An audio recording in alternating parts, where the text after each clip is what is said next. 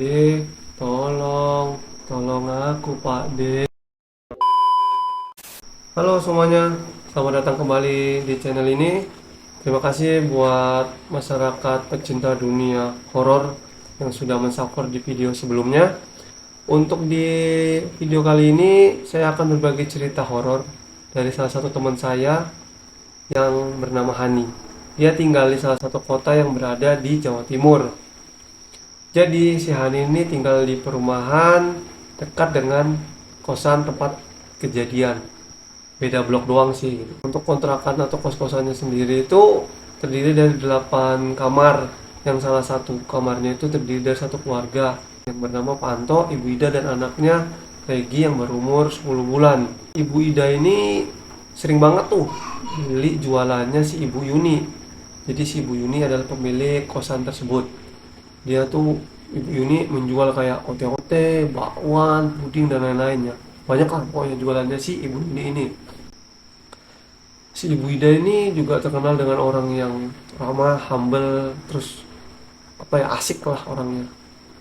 Setelah dia beli juga biasanya si Ibu Ida ini nongkrongnya atau duduk di tangga. Jadi rumahnya Ibu Yuni di bawah, kosannya tuh di atas. Nah, di sampingnya sini ada namanya tangga penghubung antara rumah Ibu Yuni dan kosan.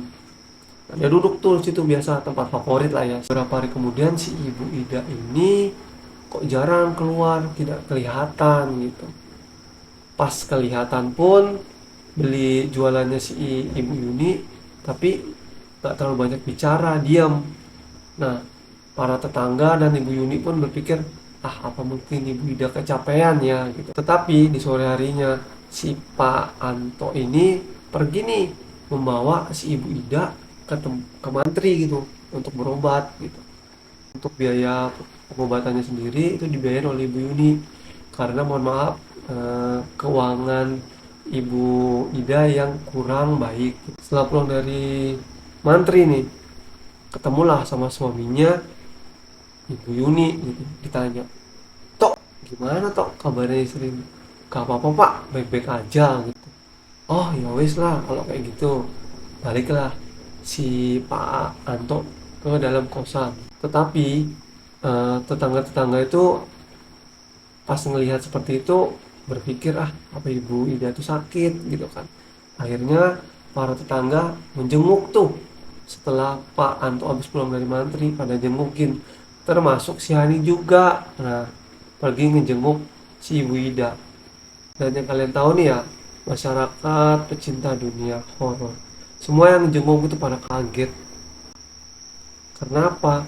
Nah, si Ibu Ida ini matanya melek. Tapi ketika dipanggil, disentuh, tak respon sama sekali. Kenapa gitu kan? Cuma terdiam aja. Tapi melek gitu. Tapi nggak ngerespon apa-apa gitu kan. Akhirnya para tetangga itu akhirnya inisiatif nih, membawa si Ibu Ida tuh untuk pergi ke rumah sakit. Walaupun tadi habis dari mantri kan, langsung lanjut ke rumah sakit tuh pada iuran. Nah, pas sampai dibawa ke rumah sakit, yang lebih mengagetkan lagi, si dokter bilang si Ibu Ida ini ternyata koma gitu. Pantes lah ya kan, dia cuma diam apa segala macam, ternyata dia tuh koma gitu kan. Nah, ternyata penyebabnya juga adalah si Ibu Ida ini keguguran gitu. Aduh, keguguran berarti pas waktu ketemu suaminya Ibu Yuni, Pak Anto itu tidak jujur dan tidak juga bilang ke warga kalau ternyata si Ibu Ida itu habis keguguran. Oke nih, akhirnya si Ibu Ida dirawat lah ya di rumah sakit itu. Dan keesokan harinya gitu kan, si Ibu Ida ini dinyatakan meninggal. Meninggal gitu. Habis dari koma gitu kan hari kemarin, terus besoknya dinyatakan meninggal dunia. Dan dibawa balik lah akhirnya ke rumah gitu kan, ke kosan gitu. Itu keadaannya juga udah sore hari gitu. Dan karena udah sore hari, di lingkungan sekitar situ memang jarang ada yang langsung dimakamkan. malah dimakamkannya tuh di keesokan harinya, nggak di hari itu juga gitu. Nah, karena itu kos-kosan ya, dan rumah si Ibu Yuni itu juga rumahnya kurang memungkinkan untuk apa ya, menyemayamkan si Ibu Ida ini. Jadi untuk Ibu Ida ini ditempatkan di rumah tetangga, karena si rumahnya Ibu Yuni itu juga ada anak kecil ya. Dan pada malam harinya suasana di kampung itu menjadi mencekam dan tidak seperti biasanya. Pokoknya nggak kayak seperti biasanya lah. Nah gitu, dia kayak hawa-hawanya tuh beda gitu, hawanya beda gitu. Wah, aku jadi merinding gitu, padahal ceritanya si Hani gitu kan. Nah terus salah satu warga itu si Pak Denny yang baru pulang kerja dari shift malam ya, pulang kerja dari shift malam. Nah itu tuh melihat sosok si Ibu Ida yang berdiri di depan pintu kosan. Aduh, berdiri di depan kosan gitu kan, sambil menggeleng-gelengkan kepalanya. Yang posisinya Pak Denny itu belum tahu kalau si Ibu Ida itu meninggal, karena kan jasadnya itu ada di rumahnya tetangga ya. Terus juga mungkin karena malam hari si Pak Denny mungkin nggak terlalu memperhatikan lah ya keadaan sekitar gitu. Terus dipanggil lah sama Pak Denny gitu kan, Bu Wida, Bu, tapi tidak ada jawaban gitu, cuma diem aja gitu kan.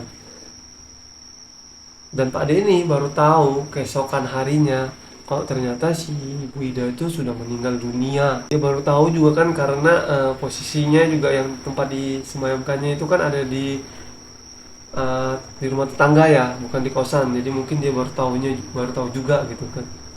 Selanjutnya giliran nih Pak Kurnia gitu kan. Pak Kurnia ini uh, tinggalnya pas sebelahan kosannya Ibu Ida.